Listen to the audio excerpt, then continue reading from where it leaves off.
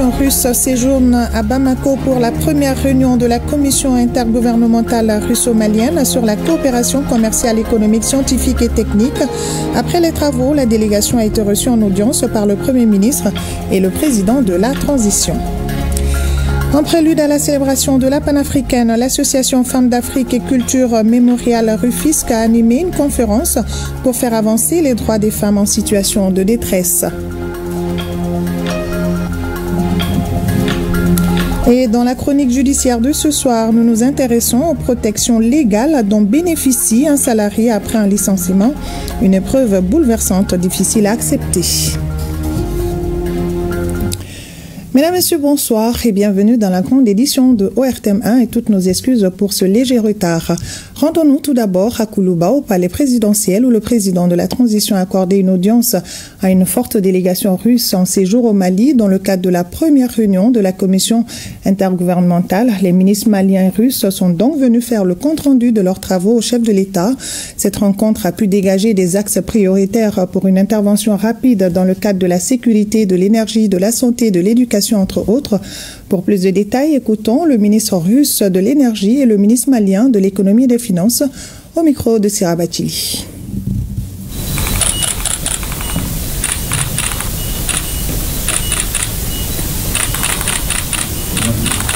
Nous venons de valider la structure de notre commission. Nous avons validé la création de 7 sous-commissions dans le cadre de la commission intergouvernementale. Chaque sous-commission sera chargée d'un secteur séparé. Nous avons validé la création des sous-commissions ensemble avec mon collègue. On avait initialement 6 commissions, mais aujourd'hui nous avons pris la décision de créer la 7e sous-commission. Nous avons voté à l'unanimité pour la création de cette 7e sous-commission et nous considérons cette décision correcte. Cette sous-commission va traiter les questions de la santé, de la situation sanitaire et épidémiologique. Dans le cadre des travaux de cette sous-commission, nous envisageons les livraisons des laboratoires mobiles qui pourraient fonctionner ici au Mali. Compte tenu des difficultés que nous avons traversées, à savoir la crise épidémiologique en 2019, la protection sanitaire de la population est un secteur crucial. Nous nous sommes mis d'accord de nous concentrer sur les axes prioritaires de nos travaux. Ce sont les domaines tels que l'énergie et le développement du secteur énergétique est très nécessité ici au Mali. Ce sont les domaines tels que la science et l'éducation. Et nous sommes convenus de tenir la première session de la sous-commission chargée des questions de l'éducation dans un mois. Et cette session va réunir tous les représentants des institutions chargées de l'éducation et de l'éducation supérieure. Et bien sûr, nous allons réunir les représentants de la Russie, du Mali, mais aussi les représentants de tous les autres États de l'Alliance du Sahel. Ce serait une sous-commission unificatrice qui va unifier les membres de l'Alliance des États du Sahel. Et nous avons convenu que les travaux de la première session de notre commission va servir de modèle pour toutes les autres commissions intergouvernementales que nous sommes en train d'installer dans le cadre de notre coopération avec les États de l'Alliance du Sahel. Les résultats sont très encourageants. Nous avons pu passer en revue tous les secteurs qui sont dans le cadre de cette coopération. Le domaine de l'énergie, où il y a 3 axes, l'énergie hydraulique, l'énergie solaire et l'énergie nucléaire, le domaine du transport où on a le chemin de fer, on a la société Kamaz et on a d'autres projets, tout ce qui concerne le secteur des mines, notamment la cartographie minière dont il vient de parler, l'exploitation du lithium au Mali et tout ce qui concerne les secteurs de l'éducation, de la santé. Tous les secteurs ont été passés en revue et tous les blocages ont été levés. Qu'est-ce qui a été décidé dans cette coopération entre le Mali et la Russie aujourd'hui, au plus haut niveau? Et aujourd'hui, nous avons fixé des dates à revue sur chacun de ces sujets. Nous avons des délais de 1 semaine, de 2 semaines et maximum 1 mois pour revoir chacun de ces sujets. Et nous avons décidé de nous retrouver en visioconférence sur la première sous-commission qui a été créée sous-commission qui est chargée de tout ce qui est éducation, tout ce qui est transfert de compétences et tout ce qui est création de centres d'excellence. Et cette réunion, on va pouvoir la tenir en visio avec l'ensemble des 3 pays de la Confédération des États du Sahel afin de pouvoir fédérer les énergies et de renforcer la cohésion, la solidarité justement entre cette confédération et la Fédération de Russie. Nous avons signé des accords encore aujourd'hui et nous avons également mis à plat toutes les autres questions qui ne permettaient pas d'avancer rapidement sur les sujets. Donc le président de la transition a bien reçu les messages et s'est félicité en tout cas de la tenue de cette première réunion dans les meilleurs délais. Et s'est également félicité en tout cas des résultats que nous avons entamés. Il nous a encouragé à poursuivre rapidement dans ce sens.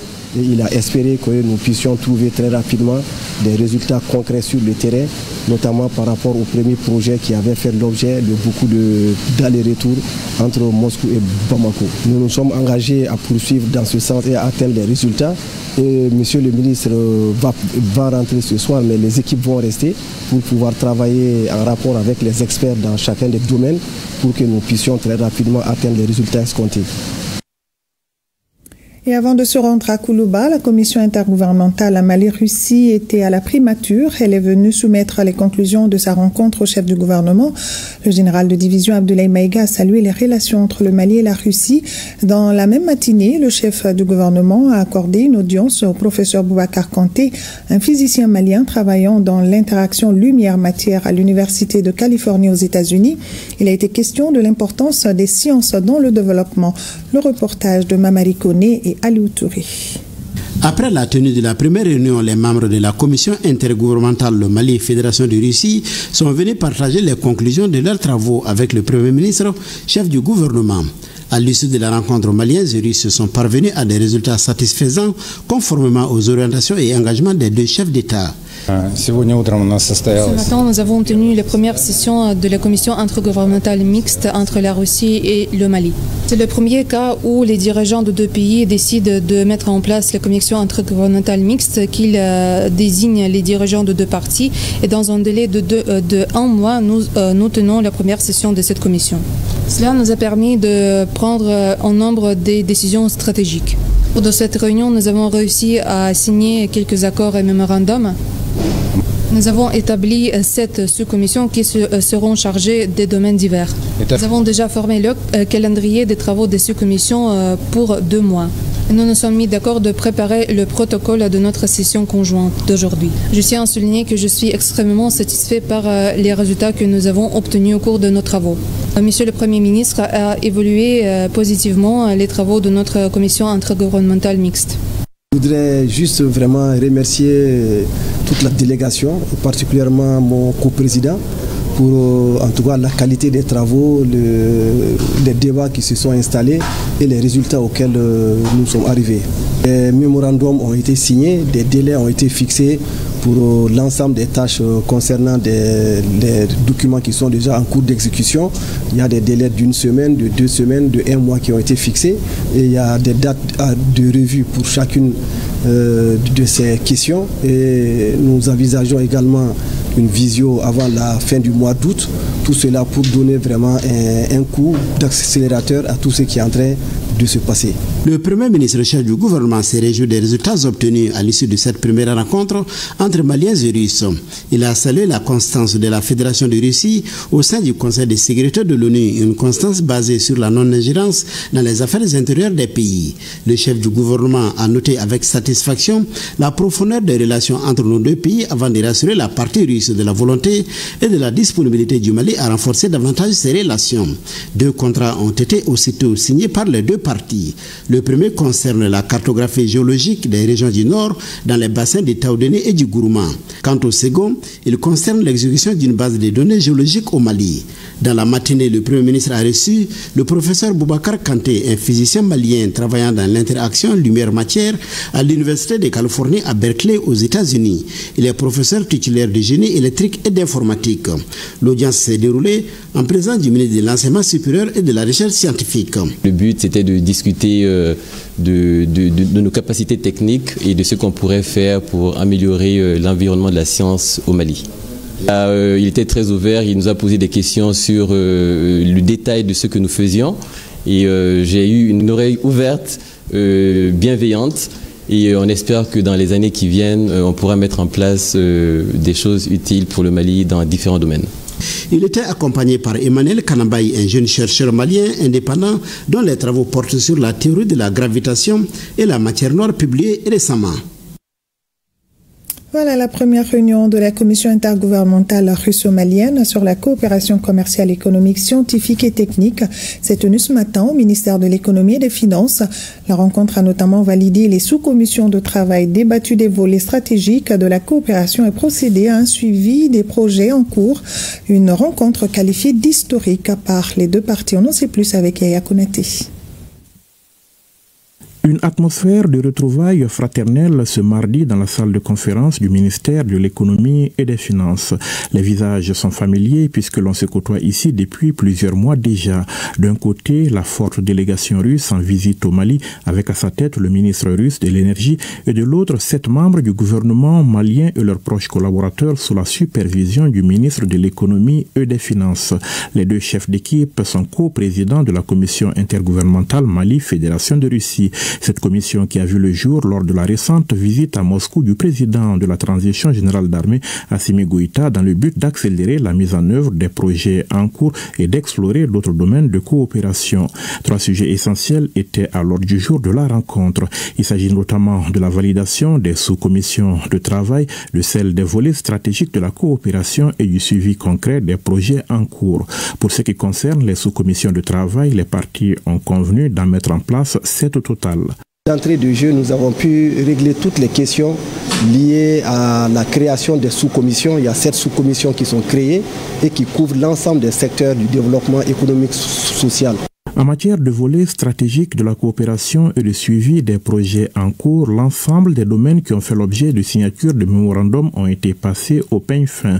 L'énergie et les mines, les transports et les infrastructures, l'enseignement supérieur, la recherche scientifique, les télécommunications, mais aussi les échanges commerciaux et la sécurisation des investissements. Il a été question d'agriculture aussi, avec notamment le projet de développement de la culture du coton pour passer à une production de 2 millions de tonnes de coton-graines par an, ainsi que la transformation de cette matière première avec l'installation intermalienne de 2 filatures. Presque tous les ministres ont été présents au cours de nos discussions aujourd'hui. Cela nous a permis de discuter d'une manière très détaillée les situations dans tous les domaines d'intérêt commun. Nous avons déjà fixé les dates, on va désigner les personnes responsables pour tenir les discussions dans le cadre des groupes de travail de notre commission mixte. L'ensemble des questions qui étaient à l'ordre du jour, notamment la question de la filature, la question de l'affinage d'or, la question des transports, de la navigation, les questions concernant les mines, la cartographie minière, les questions concernant le commerce. Toutes les questions ont été évoquées et nous avons pris date sur l'ensemble de ces questions. Aujourd'hui, nous comptons signer 2 à 3 mémorandums sur certains aspects. Et pour les autres dossiers qui sont déjà en cours, qui ont déjà fait l'objet de signature de mémorandums, nous avons fixé des dates à revoir. Et nous nous sommes engagés à faire une visioconférence d'ici la fin du mois d'août pour faire un point sur l'ensemble de ces questions et regarder les étapes d'avancement. Certaines questions évoquées l'ont été dans une approche AES, notamment celles liées à la formation et au transfert de compétences. Je voudrais donner quelques commentaires sur les travaux du groupe de travail sur la science. La première session de ce groupe de travail se tiendra fin août au format hybride. On va organiser une visioconférence et puis à Moscou, on va inviter tous les ambassadeurs des États de l'Alliance du Sahel pour tenir les consultations conjointes. On va aborder les sujets relatifs à l'éducation et l'enseignement supérieur dans tous les pays de l'Alliance des États du Sahel.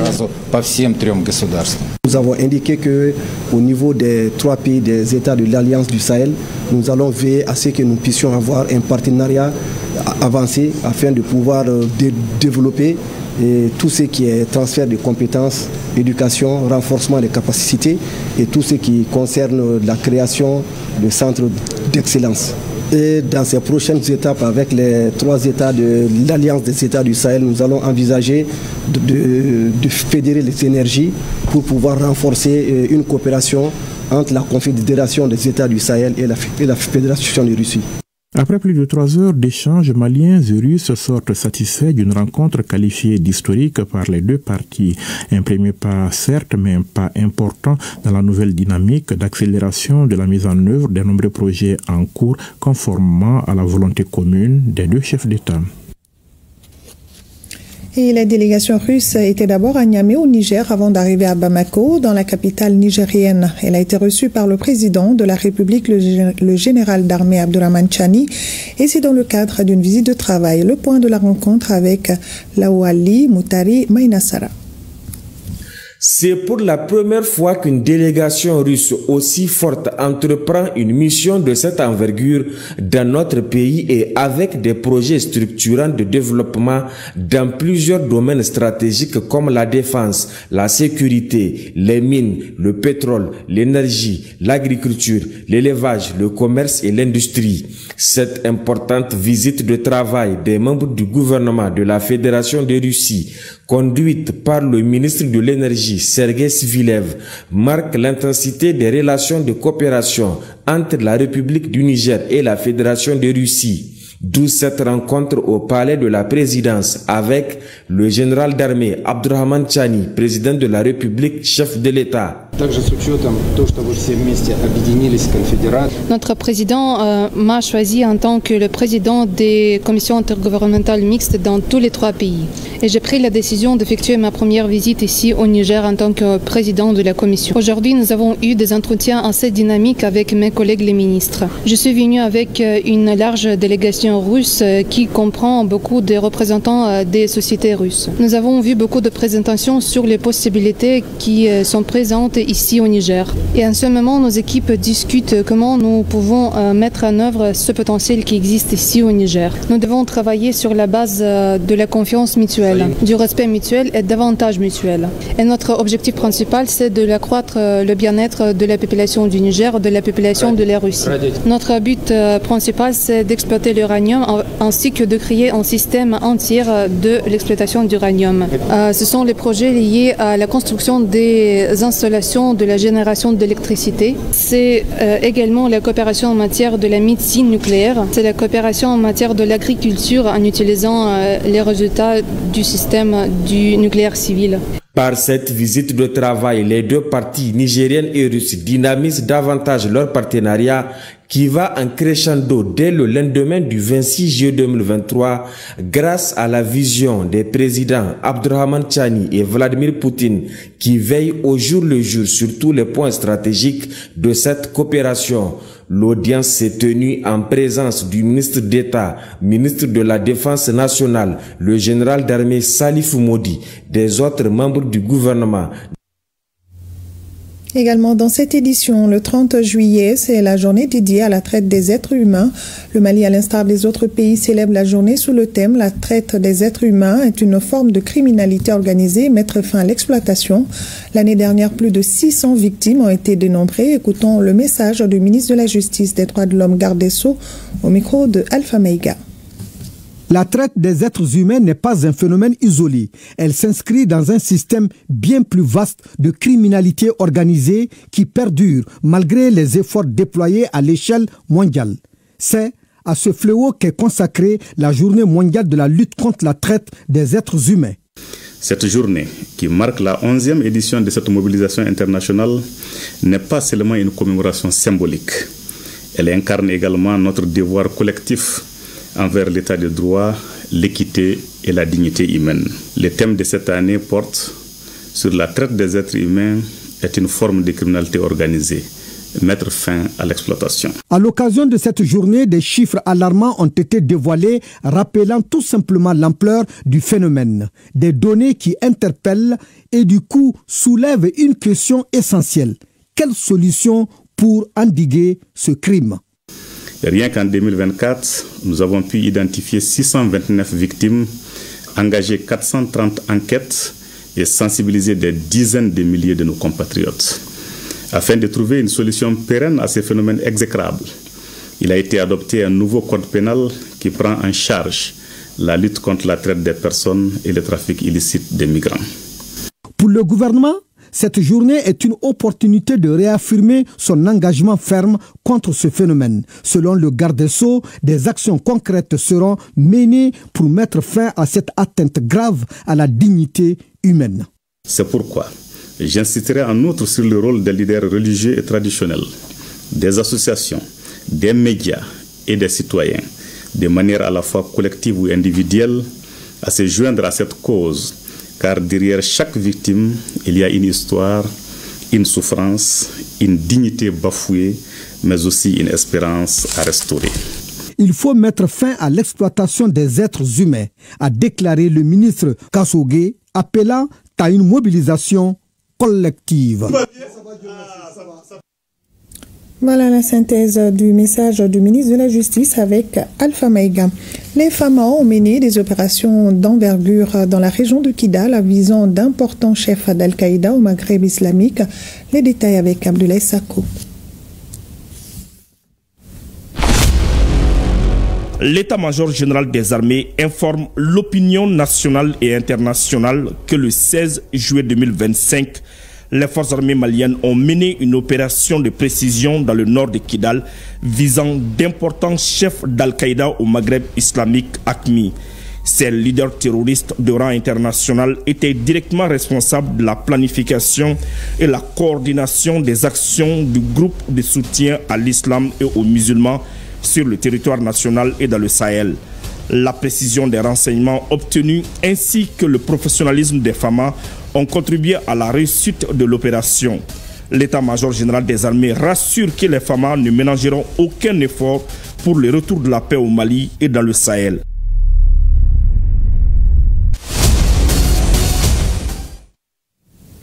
À présent, le contenu de ce communiqué dans le cadre de l'identification des abonnés au service des télécommunications TIC ouvert au public conformément au texte ci-dessous, la loi numéro 06040 du 11 août 2006 portant institution du numéro d'identification nationale des personnes physiques et morales, le décret numéro 2015-0265 PRM du 10 avril 2015 fixant les modalités d'identification des abonnés au service de télécommunications TIC ouvert au public, le décret numéro 2019-0956 PRM du 5 décembre 2019 complétant le décret numéro 2015-0265 PRM du 10 avril 2015 fixant les modalités d'identification des abonnés au service des télécommunications TIC ouvert au public.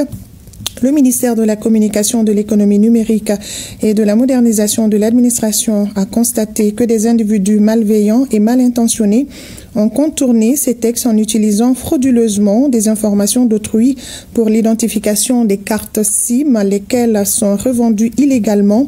À cet égard, le ministère rappelle que les dispositions prises ont permis d'interpeller l'interpellation de plusieurs personnes au pôle national de lutte contre la cybercriminalité où une instruction est ouverte pour situer les responsabilités. Pour mieux sécuriser les données des personnes physiques, il a été instruit aux opérateurs de donner la possibilité aux citoyens de vérifier leur identification auprès de ces derniers. La mise en œuvre de cette instruction ces derniers jours a conduit à des divulgations de données à caractère personnel des abonnés, toute chose qui contrevient à la protection des données à caractère personnel en République du Mali. À cet effet, les structures techniques, notamment l'Autorité de protection des données à caractère personnel, l'Autorité malienne de régulation des télécommunications, des technologies, de l'information et de la communication et des postes, travaillent étroitement pour protéger et sécuriser les données de tous les abonnés en rapport avec les opérateurs de télécommunications. Au regard de ce qui précède, le ministère invite les abonnés affectés par cette situation à s'adresser incessamment à leurs opérateurs respectifs pour la correction de leurs données. Le ministère de la Communication, de l'Économie numérique et de la modernisation de l'administration informe les abonnés que cette procédure est totalement gratuite. Le gouvernement compte sur le civisme et la bonne compréhension de tous en vue de la sécurisation et de la fiabilisation de l'usage de la téléphonie ainsi que les technologies de l'information et de la communication au Mali. Dans le cadre de la célébration de la Journée panafricaine des femmes, l'association Femmes d'Afrique et Culture Mémoriale de Rufisque a organisé une conférence pour faire avancer les droits des femmes en situation de détresse par la défense des lois sociales et culturelles. Le compte-rendu de Awa Adaman Koulibaly et Omar Traoré. La précarité économique, les violences, un accès limité aux services essentiels. Voici entre autres situations qui plongent les femmes dans la détresse, notamment celles déplacées, les nourrices en détention, les femmes chefs de famille et les veuves. La FACEMER et ses partenaires s'y préoccupent. Il faut trouver des solutions adéquates à court, moyen et long terme. C'est avec les hommes que nous pouvons effectivement changer la société de façon qualitative, échanger sur les droits, échanger également sur les défis, voir également quelles sont les solutions disponibles, existantes, quelles sont les ressources nécessaires à la conduite justement des politiques et des programmes, sous quelle forme nous pouvons engager plus de femmes en situation de détresse dans leur propre accompagnement. Nous les formons, nous leur donnons un fonds de roulement, des équipements, nous les assistons pour les activités qu'elles mènent. Mais une fois qu'elles ont généré des ressources, elles doivent passer à la pérennisation de leur activité. Dès les premières minutes de l'assise, les témoignages ont été faits dans la salle.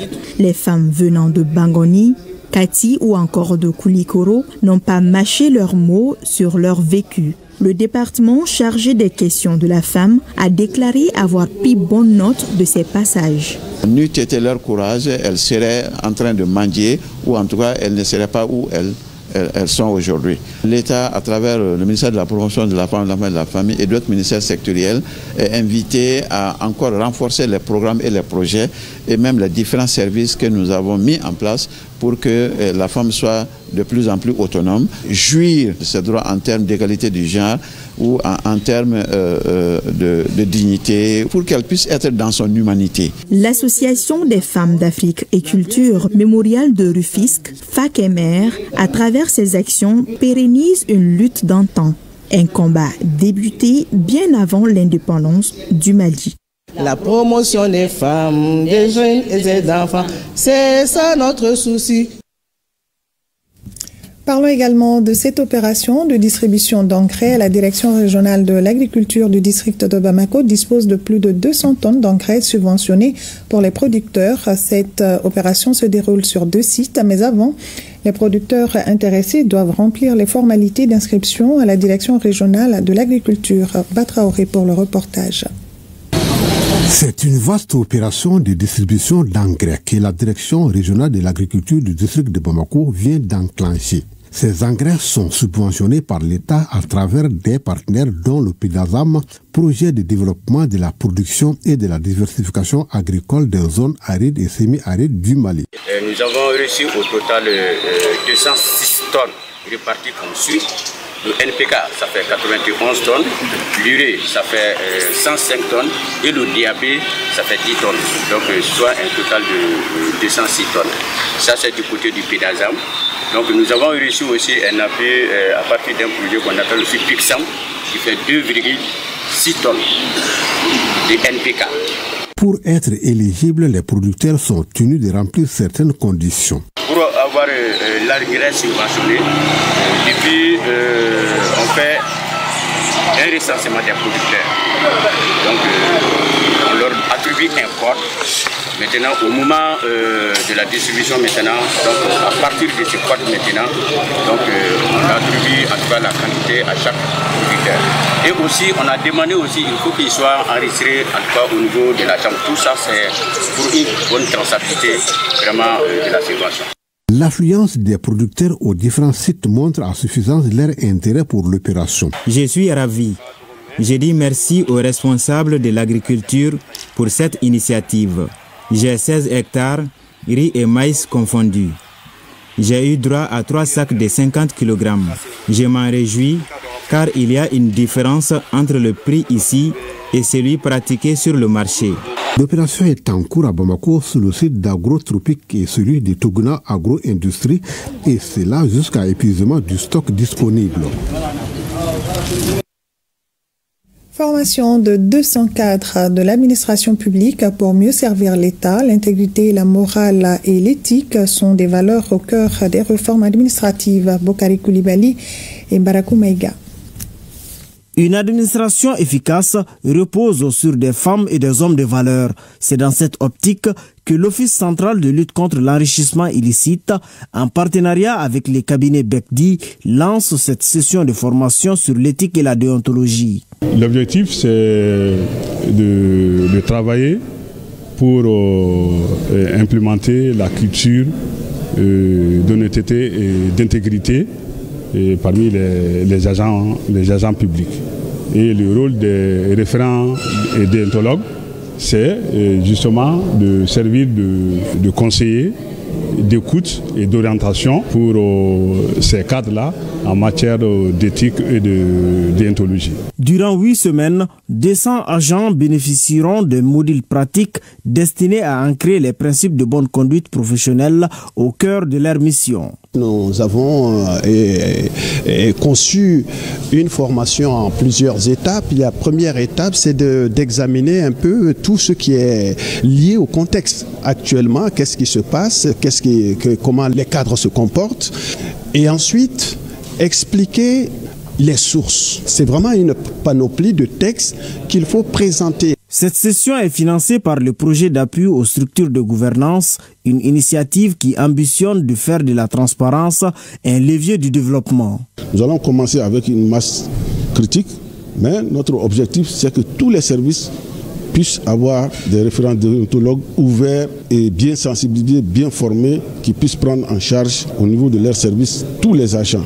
Formés pour réformer, les cabinets Bekdi et l'OCLEI, à travers cette initiative, mise sur l'humain pour bâtir une administration au service de l'intérêt général. Parce qu'au-delà des textes, c'est la conscience professionnelle qui fait toute la différence.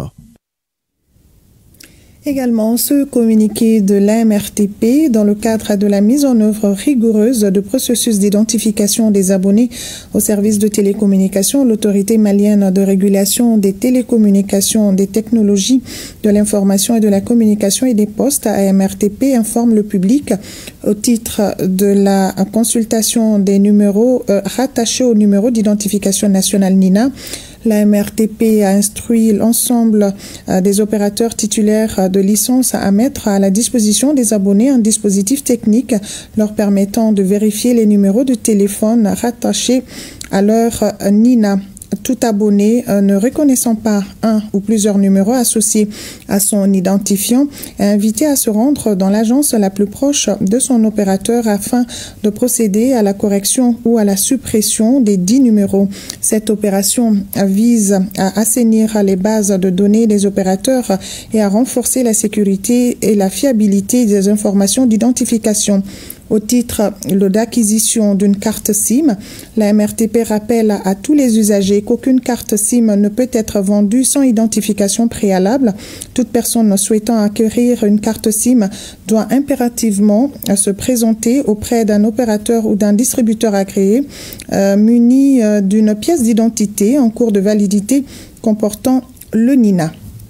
En outre, pour les identifications hors agence, la prise d'une photo du jour de l'abonné obligatoire et fait désormais partie intégrante du processus d'identification.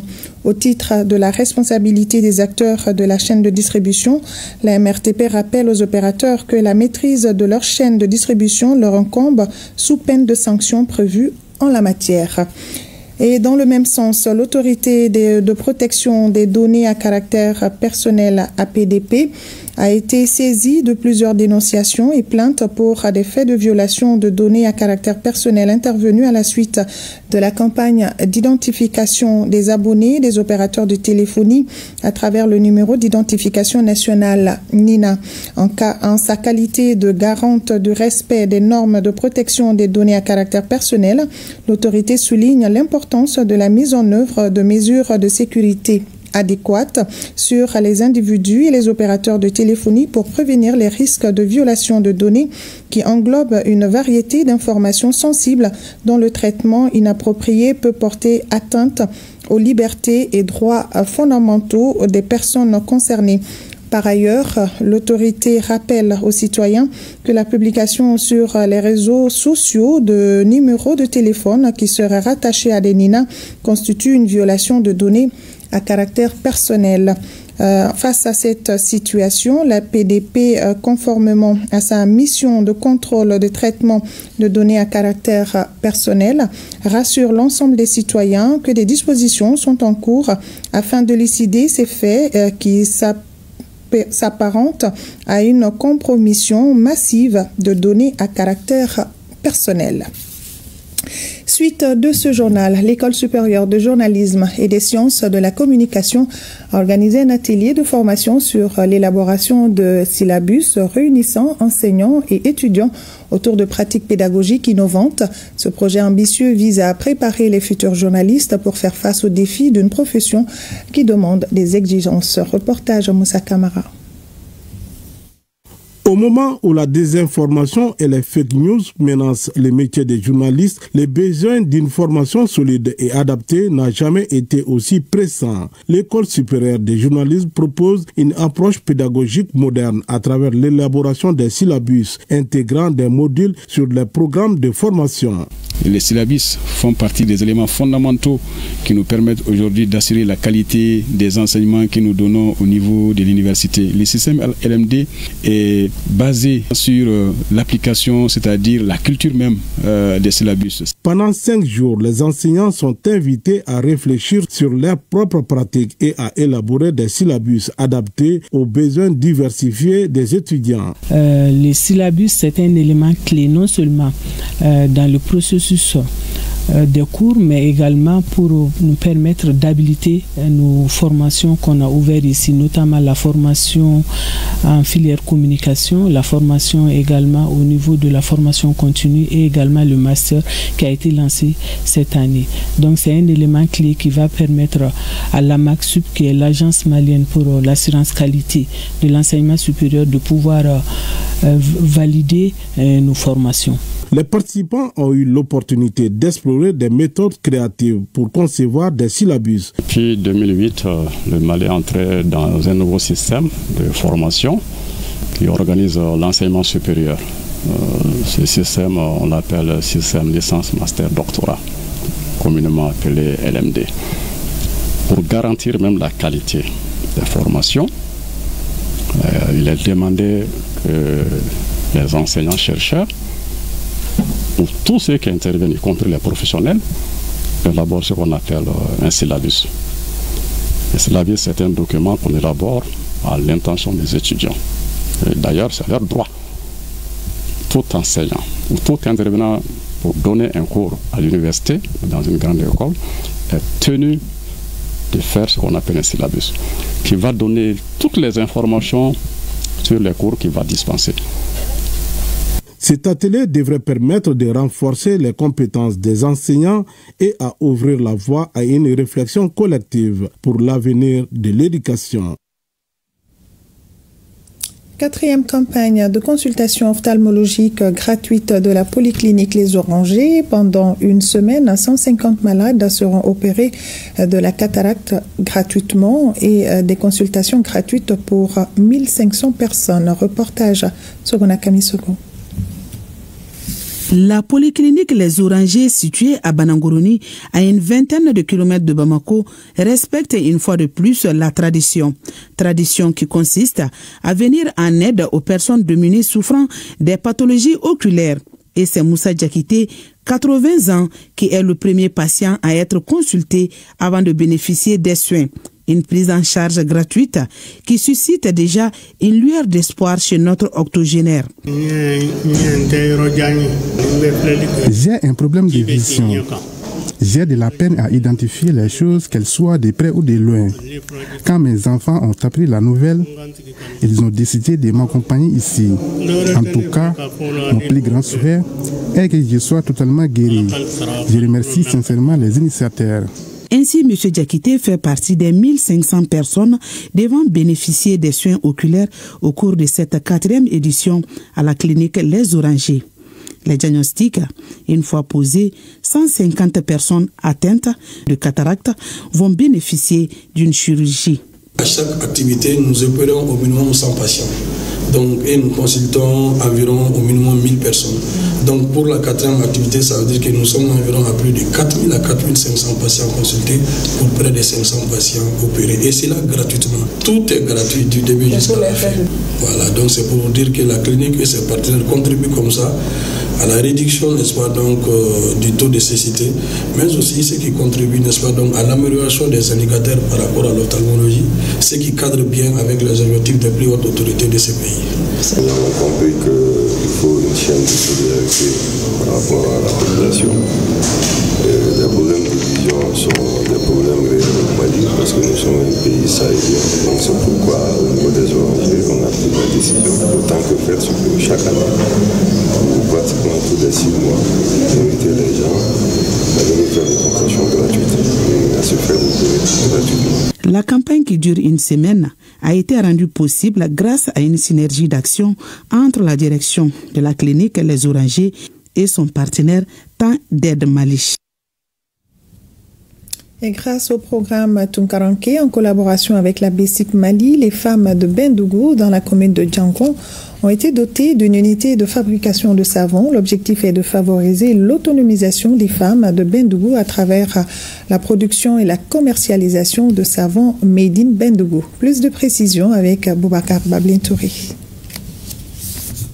La joie, l'enthousiasme ou encore de l'espoir, ce sont autant de sentiments qui animent ce lundi la population de Bendougou en général et les femmes en particulier. Le village vient d'être doté d'une unité de production de savon au profit des 8000 femmes de la localité. D'une capacité de 2000 morceaux par jour, c'est ainsi parti pour l'approvisionnement des 56 000 habitants de la commune de Djagon en savon de qualité. L'initiative est du programme Tunkaranke et son partenaire la BESIC Mali à travers le concept Point Diaspora. Aujourd'hui, on est en train d'implanter une unité de fabrication de savon. Très prochainement, nous allons installer une unité de production d'eau potable à Sangafé. Et dans un autre village, toujours de la commune de Djago, nous allons installer une autre unité de fabrication de glace. Dans l'objectif recherché, c'est de créer un réseau d'échange commercial, donc axé sur la production locale. Et maintenant, ces échanges entre les villages vont permettre à chaque village de générer des commissions. Et ces commissions seront réutilisées donc pour l'aménagement, par exemple, des routes entre les différents villages pour fluidifier, faciliter les gens commerciaux, mais aussi financer maintenant d'autres unités donc de production. Tout comme les autres marchandises, l'approvisionnement des commerçants détaillants de la commune se fera à travers le comité villageois installé dans chaque localité de Soroma. L'unité est installée à Bendougou, mais c'est pour tout Soroma. La réussite de ces projets passe par l'implication de tous. Je lance donc un appel aux différents comités villageois de s'engager pour le développement de la commune de Djagon. Des communes de Soroma, en tout cas, on est très content d'avoir ces usines-là. On doit accepter toutes les savons que ça sort ici au Bendougou. Surtout, les 16 maintenant, c'est au Bendougou. Mais ça concerne toutes les Soroma. Quel que soit village, quel que soit être hameau, c'est pour nous tous. Quant aux femmes de Bendougou qui ne pratiquaient que le maraîchage 3 mois dans l'année, elles voient en ce projet une autonomisation pleine et entière. Nous avons eu cette machine. C'est une grande satisfaction pour nous. Parce que c'est la première fois au Bendougou ici, à Soroma. On remercie le programme Tunkaranke. Le développement que vous nous avez montré pour le moment est un atout pour nous. Tout le monde est content. Des femmes jusqu'à l'homme. C'est un grand développement pour le village. Après la réception du matériel par le village, une formation à l'intention des femmes productrices sera initiée, laquelle formation sera suivie de la première production de savon Made in Bendougou dans 2 semaines. Une mission de supervision du programme de stage de formation professionnelle est à Ségou. Cette mission veut s'enquérir du déroulement du stage au niveau des structures d'accueil. La région de Ségou totalise 135 jeunes stagiaires au titre du 14e contingent. Le reportage de Kandesila. Des rencontres avec les responsables des structures d'accueil du 14e contingent des stagiaires de l'APEJ, l'Agence pour l'emploi des jeunes, puis avec les membres du comité régional de suivi et enfin avec les stagiaires eux-mêmes. Il s'agit donc, à travers cette mission de supervision, de s'assurer des conditions de formation des jeunes stagiaires. La région totalise 135 stagiaires et 70 structures d'accueil. Pour le moment, au niveau des ONG, les stagiaires que les ONG accueillent n'ont pas reçu, n'est-ce pas, des plaintes. Donc ceci dit, donc nous estimons pour le moment, jusqu'au moment où nous parlons, en tout cas les stagiaires accueillis au niveau des ONG se comportent très bien et vraiment sont assidus dans les travaux. Au niveau des stages aussi, dans la région de Ségou, tout se déroule très bien.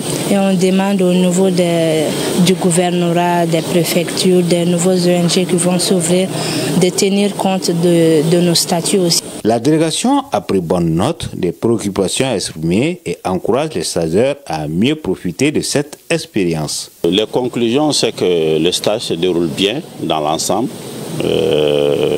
Singulièrement à Ségou ici, la qualité de l'encadrement hier. Les leçons qu'on a données, c'est que tout le monde s'implique fortement pour améliorer la qualité de ce dispositif, pour que les stagiaires puissent apprendre avec rigueur, avec discipline, pour que leur employabilité soit facilitée à la fin du stage. Notons que ce programme de qualification des jeunes qui a démarré en mai dernier a une durée de 12 mois. Fin de la formation des superviseurs facilitateurs techniques et communautés de la région de Nioro sur la paix et la réconciliation dans le cadre du projet Malidinko. Après 2 semaines de formation, les participants se disent satisfaits et mieux formés pour être des acteurs de paix, de réconciliation, de cohésion sociale et de développement dans la région. Moussa Diakité pour le reportage. L'objectif de cette session de formation est de permettre aux participants de servir des visages du projet dans la région, dans le souci de consolider la paix, la cohésion sociale et le développement durable. Je me réjouis franchement de cette formation qui va beaucoup outiller, qui va renforcer les capacités vraiment des agents sur le terrain, surtout dans le cadre de l'approche DCC. Les superviseurs, les facilitateurs techniques et la communauté venue de tous les coins de la région ont mis à profit 2 semaines de formation pour apprendre à bâtir une résilience locale forte, à renforcer les liens de solidarité et à contribuer efficacement à la réussite de la refondation et du développement local.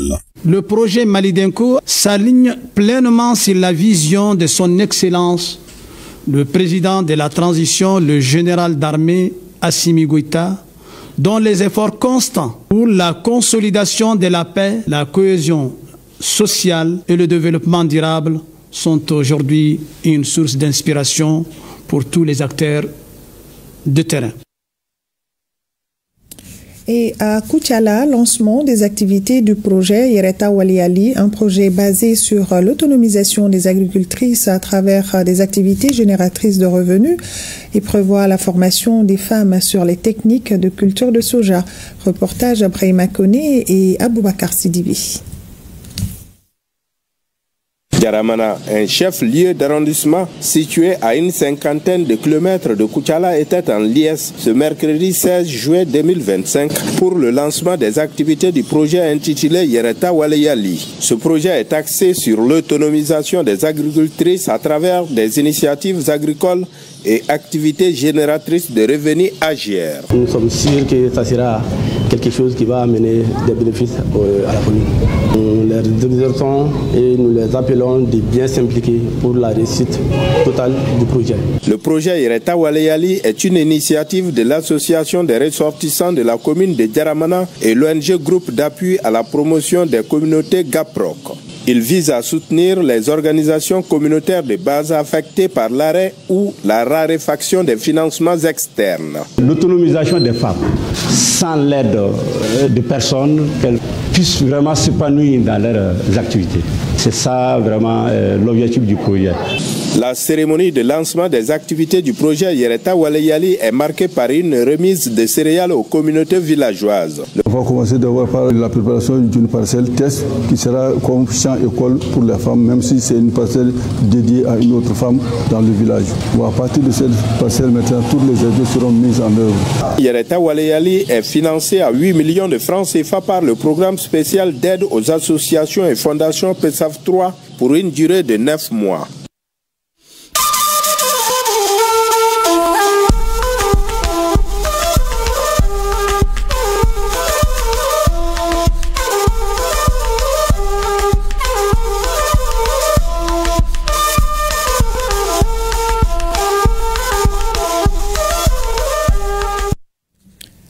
Pays des hommes intègres, rencontre entre cadres du ministère de la Justice et des greffiers venus des différents cours et tribunaux. C'est pour valider la mise à jour des actes de justice tels que le casier judiciaire, le certificat de nationalité, entre autres.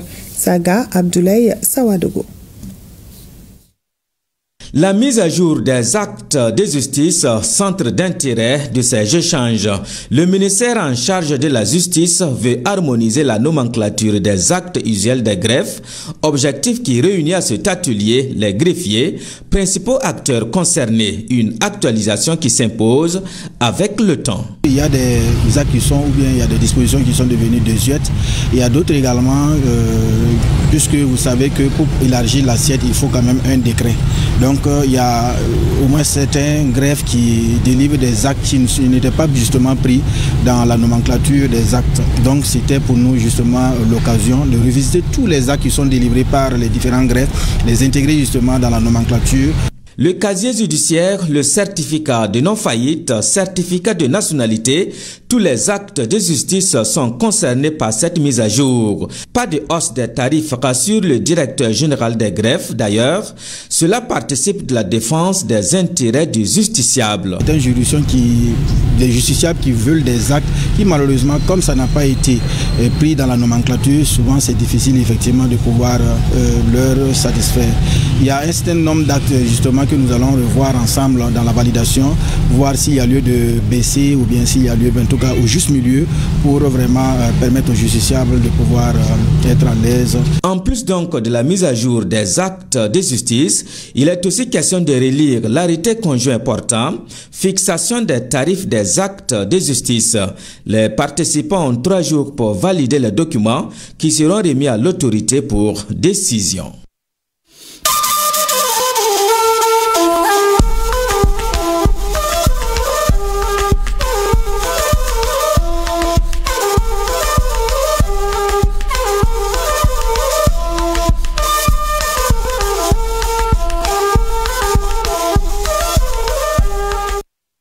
Et on en vient à la chronique judiciaire. La perte d'un emploi est une épreuve qui bouleverse à la fois la vie professionnelle et personnelle des salariés. La pilule est difficile à avaler, mais quelles sont les protections légales dont bénéficient ces derniers en cas de licenciement? Quels devoirs incombent-ils aux employeurs? La chronique judiciaire nous parle de l'analyse des mécanismes du licenciement, de ses diverses formes et des recours possibles. Caribou Pérou et Adam Camara. Qu'il soit fondé sur un motif personnel ou économique, le licenciement marque la fin d'une relation de travail. Loin d'être un acte arbitraire, la décision de licenciement doit répondre à des procédures équitables et transparentes. Le licenciement, c'est une rupture du contrat de travail à durée indéterminée qui est prise à l'initiative de l'employeur.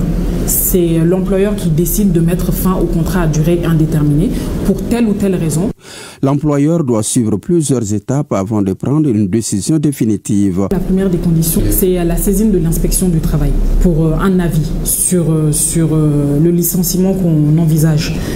Donc, quand on saisit l'inspection du travail, l'inspection a 15 jours pour émettre un avis. Sachant que l'avis émis par l'inspection du travail n'est pas un avis conforme, ce n'est pas un avis qui lie l'employeur. Malgré l'émission de l'avis défavorable de l'inspection, l'employeur peut tout de même décider de licencier. Mais en cas de saisine ultérieure du tribunal du travail, cela va nécessairement aller contre lui s'il y avait un avis défavorable de l'inspection qui était motivé. Au-delà de l'avis de l'inspection du travail, il y a un préavis qui doit être respecté. En fonction de la durée du contrat, de l'ancienneté du salarié, il y a un délai de préavis qui doit être respecté. On dit aux salariés, bon, on entend vous licencier à compter de cette date, mais on vous donne 1 mois de préavis pour pouvoir vous réorganiser, chercher du travail. En cas de contestation, les salariés peuvent saisir les services compétents pour vérifier la légitimité et la procédure du licenciement. Si vous sentez que le motif que je vous reproche n'est pas justifié, à ce moment-là, oui, vous avez des recours contre moi. Vous saisissez l'inspection du travail pour dire que vous n'êtes pas d'accord avec le motif qui est invoqué comme motif du licenciement. L'inspection peut appeler l'employeur pour un entretien, pour une confrontation. Si cela n'aboutit pas, vous avez la possibilité de saisir le juge. Vous saisissez le tribunal du travail de Bamako ou des régions pour dire au juge que vous n'êtes pas d'accord avec le motif du licenciement et vous pouvez même réclamer des dommages-intérêts. Les discriminations, qu'elles concernent l'âge, le sexe, l'origine ou les opinions, ainsi que les licenciements sans justification sont considérés comme abusifs, peuvent être contestés en justice. Il faut un motif réel et sérieux parce que bon, si on va chercher des motifs comme par exemple l'incompétence, il faut que ce soit réellement justifié. C'est pour cela qu'on parle de licenciement avec une cause réelle et sérieuse. Si le licenciement est sans cause réelle et sérieuse, il y aura lieu à l'octroi de dommages-intérêts. Après, il appartiendra au juge de dire est-ce que c'est un motif légitime, est-ce que ce n'est pas un motif légitime. Tout cela appartient au juge. Mais dans tous les cas, ce que la loi prévoit, il faut faire les choses dans les règles de l'art. L'indemnité de licenciement est calculée en fonction de l'ancienneté et du salaire du salarié. L'employeur doit respecter les critères légaux pour éviter toute irrégularité. Ce que la loi prévoit, c'est entre 20 et 30% du salaire. Maintenant, si la convention collective qui a vocation à s'appliquer au domaine d'activité, si la convention collective prévoit des pourcentages meilleurs, plus favorables, ce sont ces pourcentages-là qu'on va prendre. Dans tous les cas, dans le cadre d'un licenciement, d'un litige social qui survient, tout ce qui est favorable aux salariés, c'est ce qu'on prend à chaque fois. L'employeur doit remettre aux salariés des documents essentiels tels que le certificat de travail et l'attestation emploi permettant aux salariés de faire valoir ses droits. Il faut toujours remettre un certificat de travail aux salariés. On remet un certificat où on ne précise pas le motif du licenciement. On ne précise même pas que c'est suite à un licenciement. On met simplement l'ancienneté du salarié, son nom et les informations qui le concernent. On lui remet le certificat de travail. On lui remet son solde de tout compte. Tout ce qu'il doit au jour où il part de l'entreprise, tout ce qu'on lui doit. Indemnité de licenciement, indemnité de préavis, congé non joui. On calcule tout cela, on lui remet un solde de tout compte et aussi s'il y a une lettre de licenciement qu'on ajoute. La meilleure manière de prévenir un litige, c'est de bien rédiger un contrat. Donc consultez des avocats, faites-vous assister par un conseil qui va vous guider dans l'exécution, enfin dans la signature de votre contrat de travail. Et en cas de survenance d'un litige, comme un licenciement, si vous voulez saisir le tribunal du travail, faites-vous assister par un avocat, c'est toujours mieux. Une bonne connaissance des droits liés au licenciement est cruciale. Elle permet d'éviter d'éventuels contentieux, souvent coûteux pour l'employeur. À retrouver désormais dans vos librairies, le livre est édité par l'Harmattan. C'est un ouvrage de Daoudaba intitulé « Droit de la sécurité sociale au Mali ». L'œuvre de 161 pages tente de comprendre et de suivre l'évolution de ce droit, examine les tentatives d'extension de la sécurité sociale. Vient de paraître également le livre intitulé « La soif d'un pionnier ». C'est un ouvrage de 60 pages. Dans cette œuvre, l'auteur Sékou Famba retrace le parcours et les activités de certains pionniers du Mali. Afro-basket féminin à Abidjan 2025. Les Aigles basketteuses ont largement dominé ce lundi l'équipe de Cameroun 75-49. Une victoire convaincante de nos joueuses qui les met en confiance pour la suite de la compétition. Envoyés spéciaux, Kodi Sibi et Aboubakar Traoré. Les Aigles dames devaient réagir ce lundi face au Cameroun après une entrée en liste difficile contre le Soudan du Sud. On sent la volonté de réaction depuis le quart-temps initial, bien maîtrisée. Une dextérité devant le cercle soutenu par une bonne énergie défensive leur permet de mener de 9 points le premier quart. À la reprise, les joueuses du match joueuses en selle. Elles mettent ainsi de l'agressivité en défense, multipliant les interceptions et concluant les contre-attaques. Nos basketteuses prennent un peu plus.